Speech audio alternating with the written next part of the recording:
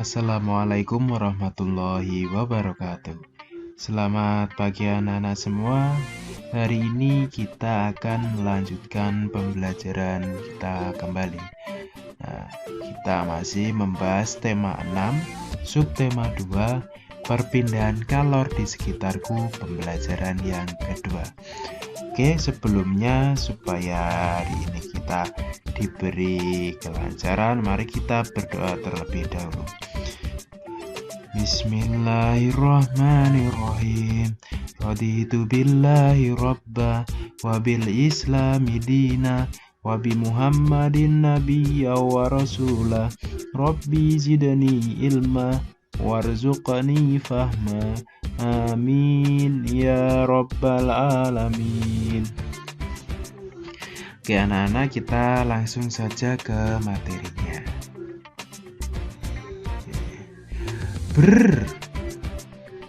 Udara di luar dingin sekali sore ini.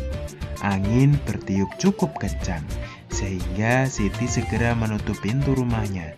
Siti kembali ke dapur untuk menemani ibunya memasak. Siti melihat ibunya menjerang air untuk membuat teh.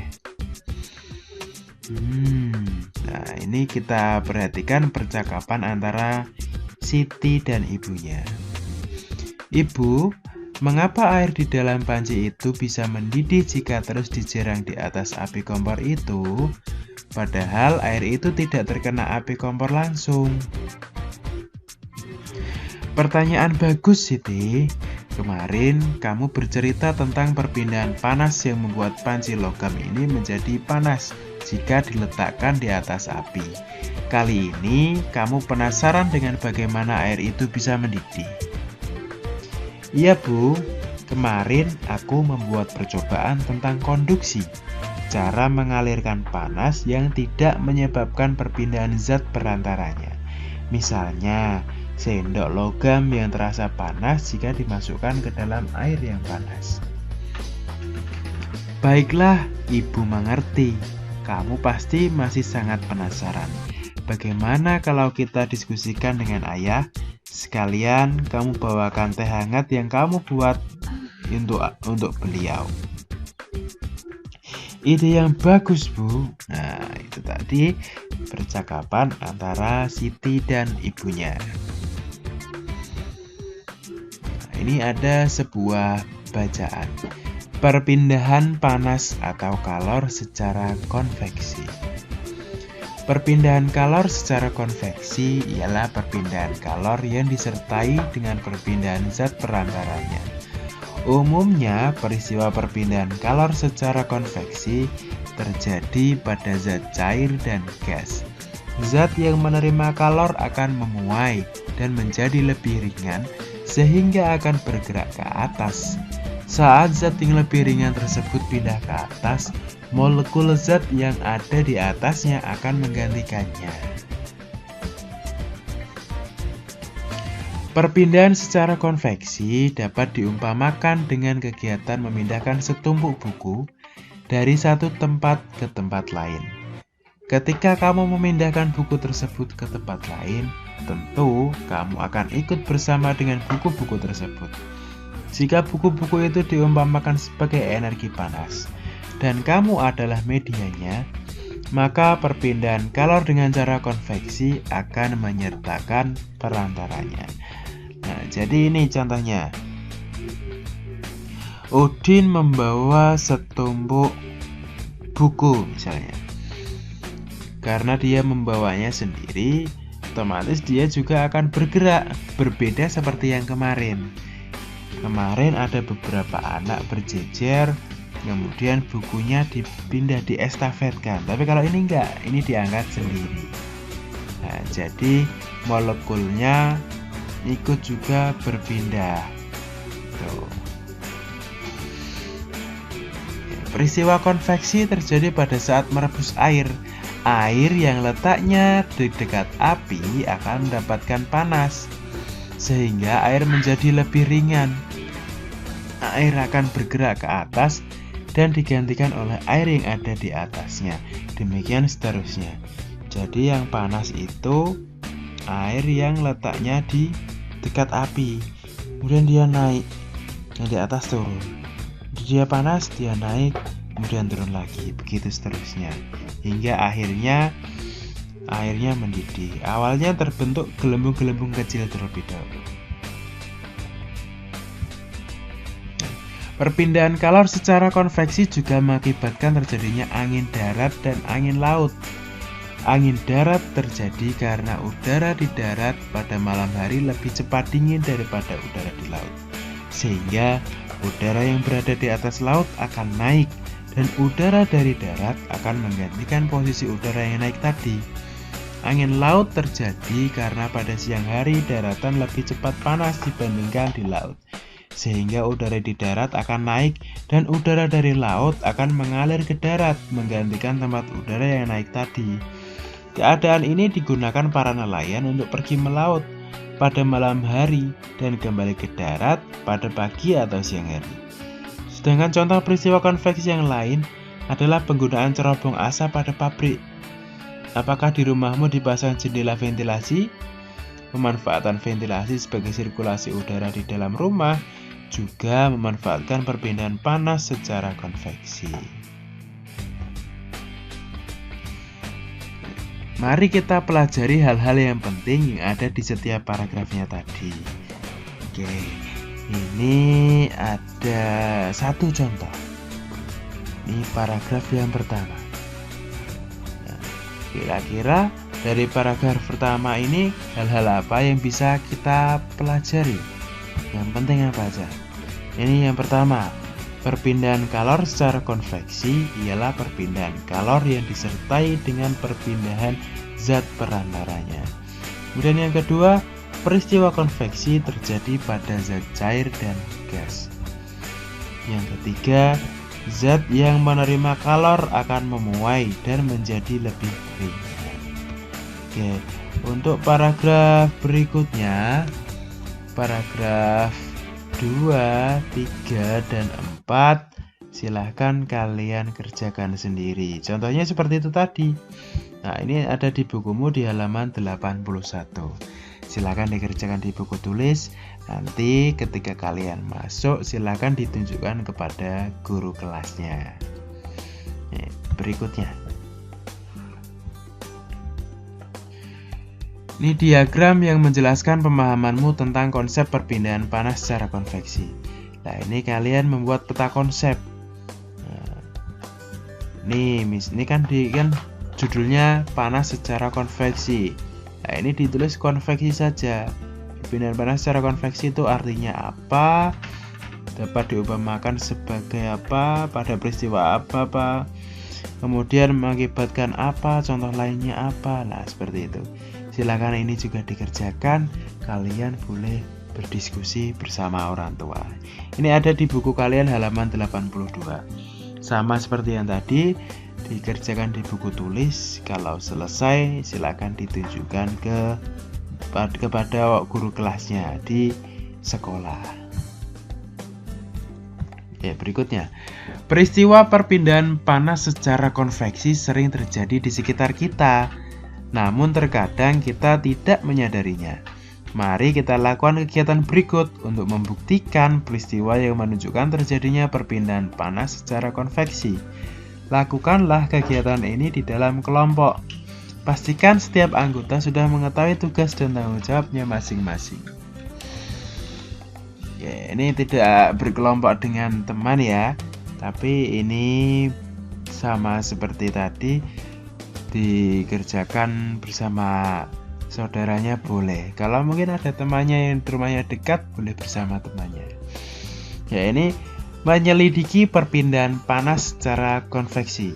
Alat dan bahan yang dibutuhkan yaitu segelas air panas, es batu, air matang suhu ruang untuk membuat es batu, 1 buah kantong plastik ukuran kecil, sebuah karet gelang, dan warna makanan.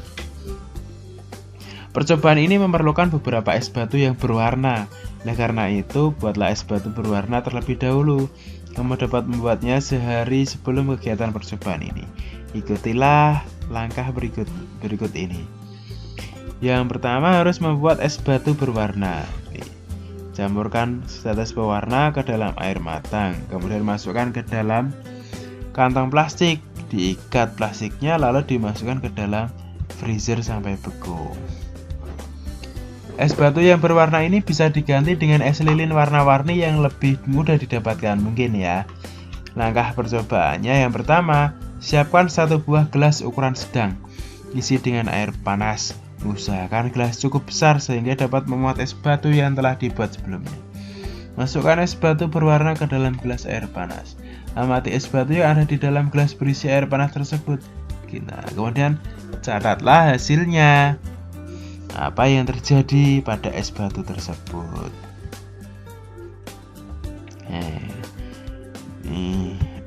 Berikutnya, bagaimana bentuk es batu setelah dimasukkan ke dalam gelas air panas? Apakah es batu mencair? Mengapa demikian? Ukurannya tentu akan berubah menjadi kecil dan mencair. Peristiwa ini terjadi karena pengaruh kalor yang dirambatkan dari air panas ke es batu itu tadi. Es batu mencair karena mendapatkan panas. Berasal dari manakah panas tersebut? Tentunya berasal dari air panas itu tadi. Berikutnya, apakah zat perantara pada percobaan ini? Nah, zat perantaranya ya air.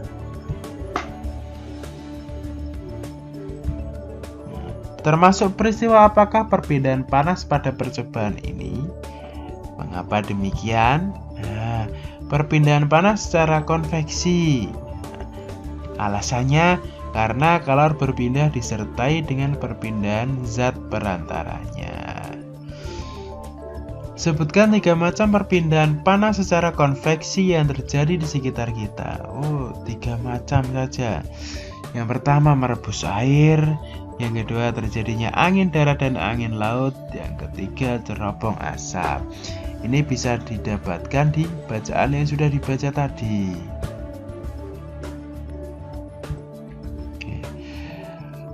Ini ada percakapan Siti dan Dayu. Menarik sekali kegiatan percobaan tadi ya. Apakah kamu melihat sesuatu yang menarik dari percobaan tadi, Dayu? Tentu saja, Siti. Saya melihat ada pola aliran panas yang terlihat pada es batu berwarna tersebut. Bentuknya bagus, meliuk seperti penari. Wah, kamu pandai membuat bersamaan, Dayu. Apakah sekarang saatnya kamu berlatih menari, Dayu? Bolehkah aku ikut bersamamu? Saya ingin mengamati beberapa gerakan tari daerah. Kita masuk ke materi berikutnya. Sebagaimana kamu tahu, negeri kita memiliki berbagai bentuk seni daerah yang diturunkan dari sejak dahulu kala. Salah satu bentuk seni itu adalah seni tari. Dalam setiap seni tari melibatkan penari dan pemain musik. Para penari menyampaikan pesan melalui gerakan-gerakan yang ditunjukkan kepada penontonnya. Pada saat menari, para penari akan membentuk sebuah formasi menari tertentu. Apa itu formasi menari? Apa ya? Pola lantai dalam seni tari. Pernahkah kamu memperhatikan sebuah pertunjukan tari? Atau mungkin kamu pernah ikut latihan menari di sanggar atau di sekolah? Pada beberapa tarian, terutama tari kelompok, para penari membentuk posisi tertentu dalam tarian. Ada sebuah tari yang jika diamati, posisi penari membuat bentuk atau formasi tertentu. Bentuk atau formasi tertentu yang dibuat penari dalam sebuah tari dinamakan pola lantai. Pola lantai merupakan garis yang dilalui penari pada saat melakukan gerak tari. Pola lantai ini dilakukan baik oleh penari tunggal, berpasangan, atau penari kelompok. Dalam tarian terdapat 2 pola garis dasar pada lantai, yaitu garis lurus dan juga garis lengkung. Pola garis lurus terdiri atas pola lantai horizontal, vertikal, dan diagonal. Pengembangan pola lantai lurus dapat berupa pola lantai zigzag, segitiga, segi 4, dan segi 5. Perhatikan gambar A. Gambar A. Ini gambarnya ini ya. Oke, berikutnya.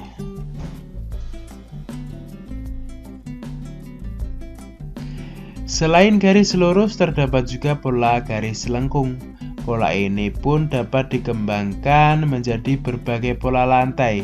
Pola lantai itu antara lain berupa lingkaran, angka 8, garis lengkung ke depan, dan garis lengkung ke belakang. Nah, dilihat gambar B ini melengkung-melengkung semua. Berikut adalah dua jenis tari daerah yang memiliki pola lantai yang berbeda. Tari pertama adalah tari jaran kepang yang berasal dari Jogja. Tari jaran kepang mempunyai pola lantai gabungan antara pola lantai lurus dan lengkung yang sederhana. Pola lantai yang digunakan, lanjut dulu. Pada tari ini adalah antara lain pola melingkar, garis lurus ke depan, dan garis horizontal. Pola lantai pada tari jaran kepang tidak memiliki makna tertentu. Pola lantai dibuat untuk formasi penari. Berbeda dengan tari bedoyo dan tari bedoyo Semang yang juga berasal dari Jogja.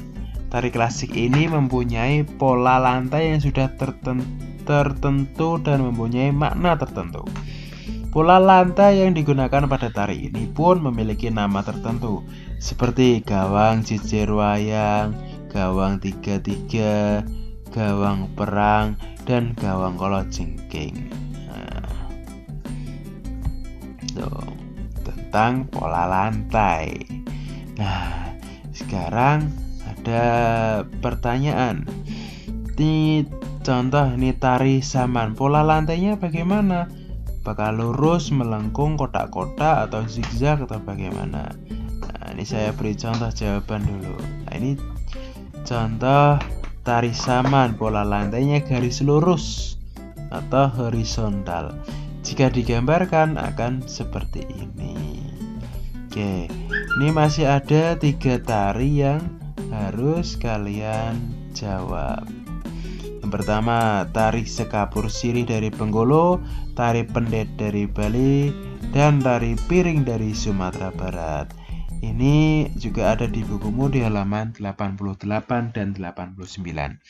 Jika sudah dikerjakan, besok kalau di sekolah ditunjukkan kepada guru kelasnya.